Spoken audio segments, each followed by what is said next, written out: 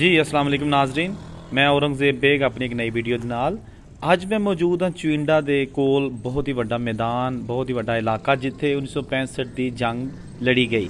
यानी इंडिया ने बुजदलाना हमला पाकिस्तान ते 600 टैंक ਦੇ ਨਾਲ ਕੀਤਾ ਰਾਤ ਦੀ ਤਾਰੀਕੀ ਚ और पाकिस्तानी आर्मी ने पाकिस्तानी एयरफोर्स ने जिस तरह इस हमले ਨੂੰ ਪਸਵਾ ਕੀਤਾ और इंडिया ਨੂੰ टैंक ਛੱਡ ਕੇ ਨੱਸਣ ਤੇ ਮਜਬੂਰ ਕਰ ਦਿੱਤਾ और उन्होंने इस ਤੋਂ ਨਾਬੂਦ ਕਰ ਦਿੱਤਾ। ਇਹ ਸਾਰਾ ਇਲਾਕਾ ਜਿਹੜਾ ਤੁਸੀਂ ਸਕਰੀਨ ਤੇ ਦੇਖ ਰਹੇ ਹੋ ਇਹ ਉਹ ਹੋਈ ਸੀ ਜਿੱਥੇ ਇੰਡੀਆ ਦੀ ਆਰਮੀ ਆ ਚੁੱਕੀ ਸੀ और पाकिस्तानी ਪਿੱਛੇ ਜਾ ਚੁੱਕੇ ਸਨ। लेकिन फतह पाकिस्तान ਦੀ ਹੋਈ ਹੱਕੋ ਬਾਤਲ ਦਾ ਮਾਰਕਾ ਸੀ। ਅੱਜ ਇਹ ਉਸ ਯਾਦਗਾਰ ਹੈ ਜਿੱਥੇ ਚੰਦ ਸ਼ੋਹਦਾ ਨੂੰ ਉਸੇ ਮੈਦਾਨ ਦੇ ਵਿੱਚ ਹੀ ਦਫਨ ਕਰ ਦਿੱਤਾ ਗਿਆ। ਇਹ ਚੁਇੰਡਾ ਤੋਂ 5-6 ਕਿਲੋਮੀਟਰ ਦੂਰ ਫਲੋਰਾ ਉਸ ਸਾਈਡ ਤੇ ਇਲਾਕਾ ਹੈ ਤੇ ਇੱਥੇ ਗੱਲ ਕਰਨੇ ਆ ਕਿ ਉਹ ਚੁਇੰਡਾ ਦਾ ਮਾਰਕਾ ਅਸਲ 'ਚ ਹੋਇਆ ਕੀ ਸੀ, ਕਿਉਂਕਿ ਸਾਡੇ ਕੋਲ ਇੱਕ ਉਸ ਜੰਗ ਦੇ ਚਸ਼ਮਦੀਦ ਗਵਾਹ ਮੌਜੂਦ ਨੇ। ਜੀ ਇਸ ਵੇਲੇ ਸਾਡੇ ਨਾਲ ਮੌਜੂਦ ਨੇ मिर्ज़ा मोहम्मद अनवर बेग जो कि रिटायर्ड सरकारी मुलाजम है, स्कूल टीचर। उनसे पूछते हैं कि जब 65 की जंग लगी तो उनकी एज क्या थी और उन्होंने क्या देखा। अस्सलाम वालेकुम। वालेकुम अस्सलाम। अच्छा थोड़ा दसो कि ਇਹ ਜਿਹੜਾ ਇਲਾਕਾ ਜਿੱਥੇ ਅਸੀਂ ਖੜੇ ਆ ਇੱਥੇ ਕੁਝ ਕਬਰਸਤਾਨ ਵੀ ਹੈ, ਇਹ ਜਿਹੜਾ ਮੈਦਾਨੀ ਇਲਾਕਾ ਸੀ ਇੱਥੇ ਇੰਡੀਅਨ ਆਰਮੀ ਆ ਚੁੱਕੀ ਸੀ। ਉਸ ਦਿਨ ਹਿੰਦੂਆਂ ਨੇ ਰਾਤ ਦੇ ਹਨੇਰੇ ਵਿੱਚ ਨਾ ਚੁਇੰਡਾ ਦੇ ਮਾਹੌਲ ਤੇ ਹਮਲਾ ਕਰ ਦਿੱਤਾ ਤੇ ਸਾਡਾ ਗਾਉਂ ਚੁਇੰਡਾ ਦੇ ਨਾਲ ਹੀ ਪਰਾ ਬਾਗਨੀਆਂ ਗਾਉਂ ਹੈ ਤੇ ਇੱਥੋਂ ਲੋਕ ਸਾਰੇ ਉੱਠ ਕੇ ਨਾ ਬਾਰਡਰ ਵੱਲੋਂ ਤੇ ਚੁਇੰਡੂ ਉੱਠ ਕੇ ਸਾਡੇ ਪਿੰਡ ਆ ਗਏ ਸਨ ਤੇ ਸਾਡੇ ਪਿੰਡ ਦੇ ਕਬਰਸਤਾਨ ਦੇ ਇੱਧਰ ਦੇ ਜਿੰਨੇ ਬਾਗ ਸਨ ਸਾਰੇ ਬੜੇ ਇਹਨਾਂ ਦੇ ਨਾਲ ਭਰ ਗਏ ਹਨ ਜਿੰਨੇ ਇਧਰੋਂ ਲੋਕ ਆਏ ਸਨ। ਤੇ ਉਸ ਵਕਤ ਜੋਸ਼ ਵਰਵਲਾ ਬਹੁਤ ਜ਼ਿਆਦਾ ਸੀ। ਅੱਲਾ ਮਾਫੀ ਦੇ ਉਸ ਵਕਤ ਨਾ ਕੋਈ ਚੋਰਾਂ ਦਾ ਖਤਰਾ ਸੀ ਨਾ ਡਾਕੂਆਂ ਦਾ ਖਤਰਾ ਸੀ, ਕਿਸੇ ਦੀ ਕੋਈ ਚੀਜ਼ ਨਹੀਂ ਸੀ ਡਰਦਾ। ਤੇ ਦਵਾਈ ਪੈ ਗਈ। ਆਹ ਜਿਹੜੇ ਲੋਕ ਅੱਗੋਂ ਆਏ ਨਾ ਬਾਰਡਰ ਤੋਂ, ਆਹ ਪੁੱਛਿਆ ਕੀ ਹੋਇਆ, ਉਹਨਾਂ ਆਖਿਆ ਕਿ ਅਸੀਂ ਟੈਂਕਾਂ ਦੇ ਵਿੱਚੋਂ ਦੀ ਲੰਘਦੇ ਆਏ ਹਾਂ। ਕਈ ਸਾਡੇ ਉਹਨਾਂ ਨੇ ਕੈਦੀ ਬਣਾ ਲਏ ਨੇ, ਲੇਕਿਨ ਅਸੀਂ ਜਿਹੜੇ ਨਾ ਵਾਪਸ ਆ ਗਏ ਹਾਂ।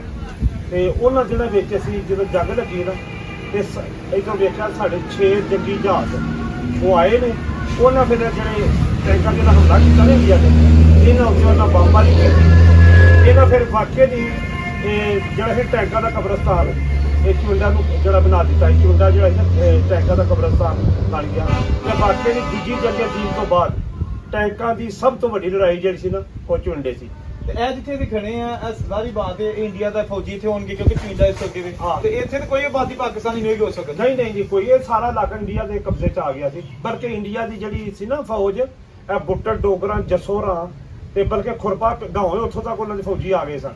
ਲੇਕਿਨ ਅਸੀਂ ਆਪਣੇ ਪਿੰਡ ਸਾਂ ਮੌਜੂਦ, ਸਾਨੂੰ ਨਹੀਂ ਪਤਾ ਲੱਗਾ। ਬਾਅਦ ਵਿੱਚ ਸਾਡੇ ਫੌਜੀ ਆਏ ਨੇ, ਉਹਨਾਂ ਆਖਿਆ ਤੁਸੀਂ ਇੱਥੇ ਬਹਿ ਜਾਓ, ਉਹਨਾਂ ਦੀ ਇੰਡੀਆ ਦੀ ਫੌਜ ਚਾਰ ਛੇੜ ਫਿਰਨ ਡਈ ਜੀ ਤੇ ਤੁਸੀਂ ਵੀ ਇੱਥੋਂ ਚਲੇ ਜਾਓ। ਚਲੋ ਫਿਰ ਲੋਕ ਉੱਥੇ ਚਲੇ ਗਏ।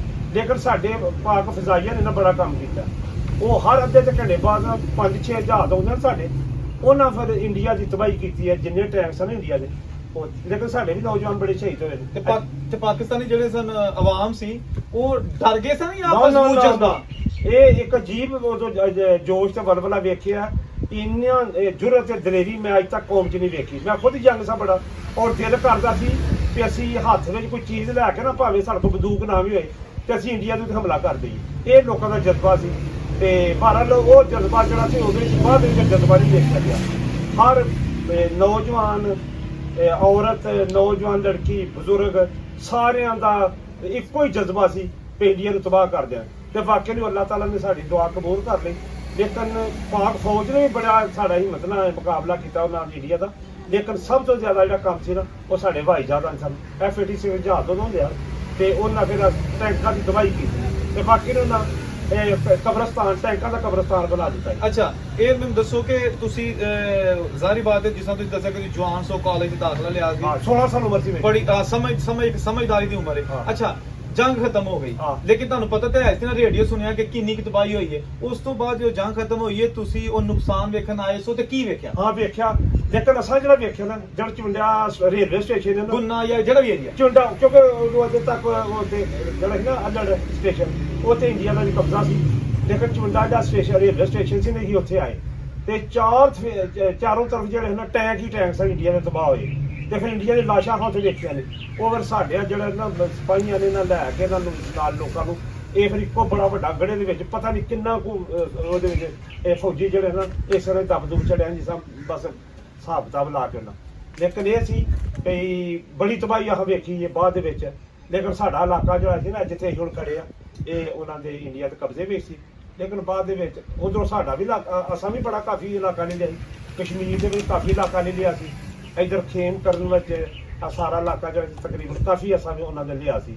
ਇੱਧਰ ਉਹਨਾਂ ਦੇ ਕਿਉਂਕਿ ਉਹ ਉਹਨਾਂ ਦਾ ਦਾਲ ਲੱਗ ਗਿਆ, ਉਹਨਾਂ ਰਾਤੋਂ ਰਾਤ 600 ਟੈਂਕ ਦਾ ਹਮਲਾ ਕੀਤਾ ਤੇ 600 ਟੈਂਕ ਅੱਗੇ ਕਿਹੜਾ ਖਲੋ ਸਕਦਾ ਜੀ। ਸਾਡੀ ਫੌਜ ਤਿਆਰੀ ਜੇ ਕੋਈ ਨਹੀਂ ਸੀ, ਲੇਕਿਨ ਫਿਰ ਵੀ ਇਹਨਾਂ ਦਿਫਾਅ ਕੀਤਾ, ਪੂਰੇ ਤੌਰ ਦਾ ਦਿਫਾਅ ਕੀਤਾ। ਲੇਕਿਨ ਸਭ ਤੋਂ ਜ਼ਿਆਦਾ ਸਾਡਾ ਕੰਮ ਜਿਹੜਾ ਕੀਤਾ ਨਾ ਉਹ ਪਾਕਿਸਤਾਨ 에ਅਰ ਫੋਰਸ ਨੇ ਕੀਤਾ, ਜਿਹਨਾਂ ਆਪਣੇ ਫੌਜੀ ਦੀ ਮਦਦ ਕੀਤੀ ਤੇ ਚਿਮਟੇ ਨੂੰ ਬਚਾਇਆ। ਵਰਨਾ ਉਹਨਾਂ ਦਾ ਪ੍ਰੋਗਰਾਮ ਇਹ ਸੀ ਵੀ ਜਿਹੜੀ ਨਹਿਰ ਹੈ ਨਾ ਬਾਵੇ ਦੀ ਕੋਲਡੀ ਵਾਲੀ, ਇਹਨੂੰ ਕੱਟ ਕੇ ਤੇ ਤਾਂ ਗੁਜਰਾਂ 'ਤੇ ਹਮਲਾ ਕਰੇ, ਜੀਟੀ ਰੋਡ 'ਤੇ ਹਮਲਾ ਕਰਨ ਦਾ ਉਹਨਾਂ ਦਾ ਪਲਾਨ ਸੀ। ਲੇਕਿਨ ਅਲਹਮਦੁਲਿਲਾ ਅੱਲਾਹ ਤਾਲਾ ਨੇ ਉਹਨਾਂ ਦੇ ਸਾਰੇ ਅਜ਼ਾਇਮ ਖਾਕ ਮਿਲਾ ਦਿੱਤੇ।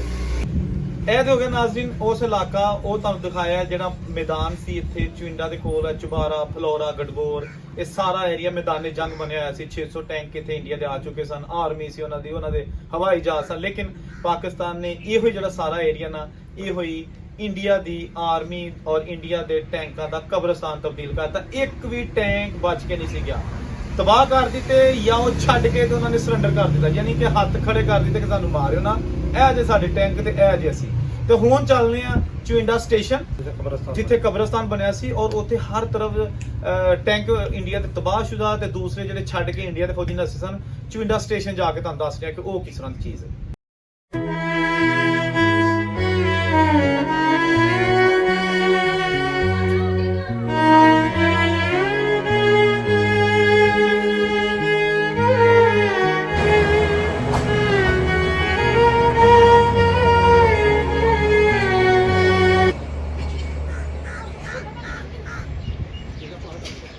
ਜੀ ਇਸ ਵੇਲੇ ਅਸੀਂ ਆ ਗਏ ਚੁਇੰਡਾ ਸਟੇਸ਼ਨ ਤੇ, ਜਿਹਦੀ ਇੱਕ ਤਾਰੀਖ ਹੈ 1965 ਦੀ ਜੰਗ ਦਾ ਜਦੋਂ ਨਾਂ ਆਉਂਦਾ ਤੇ ਚੁਇੰਡਾ ਦਾ ਸਟੇਸ਼ਨ ਜਿਹੜਾ ਨਾ ਉਹਦਾ ਨਾਂ ਕੋਈ ਨਹੀਂ ਭੁੱਲਦਾ। ਚੁਇੰਡਾ ਦੇ ਸਟੇਸ਼ਨ ਦੇ ਉੱਤੇ ਕੀ ਮਾਹੌਲ ਸੀ ਜੰਗ ਤੋਂ ਬਾਅਦ, ਇਹ ਪੁੱਛਣਾ ਜੀ। ਦੱਸੋ ਥੋੜਾ ਜਿਹਾ ਚੁਇੰਡਾ ਦੀ, ਜਦੋਂ ਇੰਡੀਆ ਦੇ ਟੈਂਕ ਇੱਥੇ ਆ ਗਏ ਸਨ ਤੇ ਇਹ ਚੁਇੰਡਾ ਦਾ ਸਟੇਸ਼ਨ ਨੇ, ਇੱਥੇ ਆਰਮੀ ਤੁਸੀਂ ਦੇਖੀ, ਇੱਥੋਂ ਦਾ ਕੀ ਮਾਹੌਲ ਸੀ? ਬਿਸਮਿਲ੍ਲਾਹਿਰਰਹਿਮਾਨਿਰਰਹੀਮ। ਚੁਇੰਡੇ ਦੇ 4 ਸਵੇਰੇ ਨੂੰ ਸਟੇਸ਼ਨ ਨੂੰ ਛੱਡ ਕੇ ਤੋਂ ਉਹਨਾਂ ਦੇ ਟੈਂਕ ਹੀ ਟੈਂਕ ਸਨ, ਬਲਕਿ ਸਟੇਸ਼ਨ ਦੇ ਕਰੀਬ ਵੀ ਆ ਗਏ ਸਨ। ਉਹ ਫਿਰ ਸਾਡੇ ਹਵਾਈ ਜਹਾਜ਼ ਆਏ ਨੇ ਤੇ ਉਹਨਾਂ ਨੇ ਫਿਰ ਇਹ ਜਿੰਨੇ ਟੈਂਕ ਇੱਥੇ ਸਨ ਉਹਨਾਂ ਦੀ ਤਬਾਹੀ ਕੀਤੀ।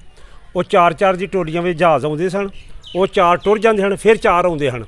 ਉਹਨਾਂ ਇੱਕ ਦਿਨ ਦੇ ਵਿੱਚ ਕੋਈ 4-5 ਦਫਾ ਚੱਕਰ ਲਾਏ ਨੇ ਤੇ ਉਹਨਾਂ ਇੰਡੀਆ ਦੇ ਜਿਹੜੇ ਟੈਂਕ ਸਨ ਨਾ ਉਹਨਾਂ ਦਾ ਕਬਰਸਤਾਨ ਬਣਾ ਦਿੱਤਾ।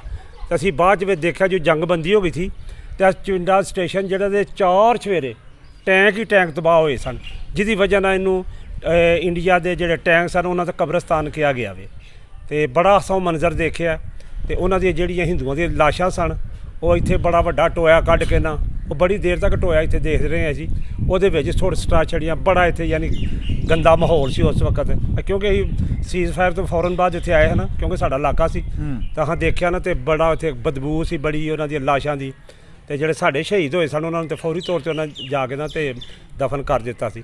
ਤੇ ਬਾਕੀ ਇਹ ਚੁਇੰਡੇ ਦੇ ਚਾਰੋਂ ਤਰਫ ਜਿਹੜਾ ਸਟੇਸ਼ਨ ਦੇ ਚਾਰੋਂ ਤਰਫ ਜਿਹੜੇ ਸਨ ਇਹ ਟੈਂਕ ਹੀ ਟੈਂਕ ਸਨ ਔਰ ਤਬਾਹਸ਼ੁਦਾ ਸਨ ਸਾਰੇ ਬੇਸ਼ੁਮਾਰ। ਇੱਧਰ ਜਿਹੜਾ ਸੀ ਨਾ ਉਹ ਲੋਹਾ ਫਿਰ ਲੋਕਾਂ ਨੇ ਇਕੱਠਾ ਕੀਤਾ, ਬਾਅਦ ਪਹਿਲਾਂ ਪਿੱਤਲ ਇਕੱਠਾ ਕਰਦੇ ਰਹੇ ਨੇ, ਫਿਰ ਲੋਹਾ ਇਕੱਠਾ ਕਰਦੇ ਰਹੇ ਨੇ, ਉਹ ਬਕਾਇਦਾ ਫਿਰ ਹਕੂਮਤ ਖਰੀਦਦੀ ਰਹੀ ਹੈ, ਤਾਂ ਫਿਰ ਫੈਕਟਰੀਆਂ ਜਾਂਦਾ ਰਿਹਾ। ਕਹਿੰਦੇ ਨੇ ਕਿ ਇੱਥੇ ਕੋਈ ਬੁੱਟਰ ਡੋਗਰਾ ਪਿੰਡ ਹੈਗਾ, ਉਹਦਾ ਵੀ ਹਿਸਟਰੀ ਅਸੀਂ ਪੜ੍ਹਿਆ। ਬਿਲਕੁਲ ਸਾਹਮਣੇ ਆ ਬੁੱਟਰ ਡੋਗਰਾਂ ਦਾ ਜਿਹੜਾ ਨੇ ਇੱਥੇ ਪਿੰਡ। ਹਾਂਜੀ, ਤੇ ਉੱਥੇ ਵੀ ਆਰਮੀ ਆ ਗਈ ਸੀ ਇੰਡੀਆ ਦੀ? ਹਾਂ ਬਿਲਕੁਲ, ਉੱਥੋਂ ਤੱਕ ਪਹੁੰਚ ਜਸੋਰਾਂ ਇਹ ਬੁੱਟਰ ਡੋਗਰਾਂ ਦੀ ਪਰਾਂ ਖੁਰਪਾ ਗਾਉਂ ਇੱਥੋਂ ਤੱਕ ਉਹਨਾਂ ਦੀ ਆਰਮੀ ਆ ਗਈ ਸੀ। ਲੇਕਿਨ ਸਾਡੇ ਹਵਾਈ ਜਹਾਜ਼ ਨੇ ਜਦੋਂ ਹਮਲੇ ਕੀਤੇ ਨਾ ਉਹ ਫਿਰ ਵਾਪਸ ਪਸਪਾ ਹੋਣ ਤੇ ਮਜਬੂਰ ਹੋ ਗਏ ਨੇ, ਔਰ ਆਹ ਆਪਣੇ ਇਲਾਕੇ ਦਾ ਭਰਪੂਰ ਦਫਾ ਜਿਹੜਾ ਸੀ ਕੀਤਾ ਸੀ।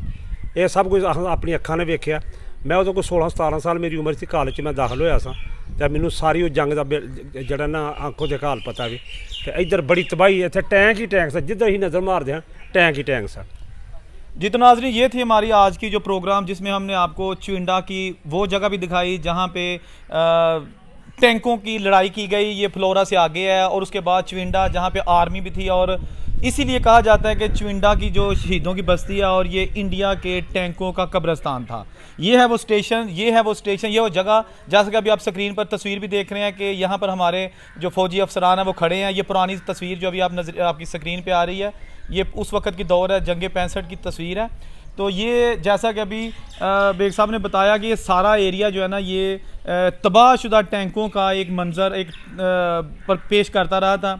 उम्मीद है आपको ये प्रोग्राम पसंद आया होगा। औरंगज़ेब बेग को इजाज़त दीजिए। अल्लाह हाफिज़।